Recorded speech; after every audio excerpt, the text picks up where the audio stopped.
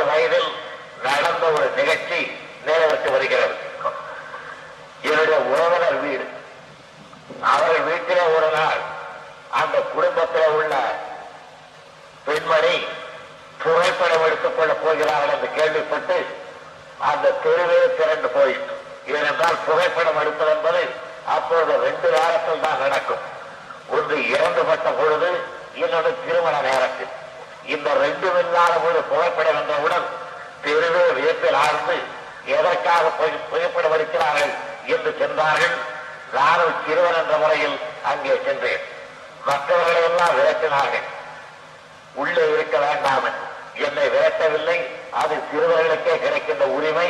ஆகையினால் நான் மட்டும் இங்கே இருக்க அனுமதிக்கப்பட்டேன். அந்த வீட்டுக்கரசி தன்னுடைய வீட்டிலே இருந்த எல்லா விதமான நகைகளையும் போட்டுக்கொண்டு புகைப்படம் எடுத்துக் கொண்டார்கள்.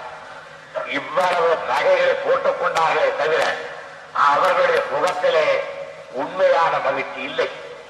அதை என்னாலே அப்போது உணர்ந்து கொள்ள முடியவில்லை. இப்போது எண்ணுகிற போதுதான் அவருடைய முழு கருத்து எனக்கு தெரிகிறது. அவர்கள் மகிழ்ச்சி இல்லாமல் ஆனால் நிரம்ப அடிகரங்களை கூட்டிக் கொண்டு புகைப்படம் எடுத்துக் கொண்டார்கள். நாளை பார்த்துவிட்டு வீட்டிற்கு வந்த பிறகு வீட்டிலே உள்ளவர்கள் தான் சொன்னார்கள், எங்கு போயிருந்தா என்று கேட்டார்கள். இந்த இடம் சென்றிருந்தேன், இன்னொரு நடந்தேன் என்று சொன்னேன். ஐயோ பாவம் என்றார்கள்.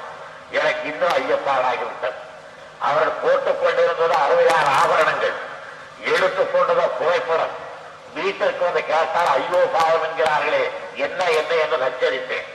உடனே வெள்ள சொன்னார்கள், யாருக்கும் சொல்லிவிடாதே, அந்த வீட்டுக்கு நடந்த கடன் வந்து விட்டது. கடன்காரர் சொல்லை தாங்க மாட்டாமல் நகைகளை எல்லாம் விற்றுவிடப் போகிறார்கள். விற்பதற்கு முன்னாலே ஒரு தடவை ஆசை தீர போட்டுக் கொள்ளலாம். எங்க இடத்தில் இந்த நகையெல்லாம் இருந்தது என்பதை பதிவு செய்வதற்காக புகைப்படம் எடுத்துக் கொண்டார்கள் என்று சொன்னார்கள்.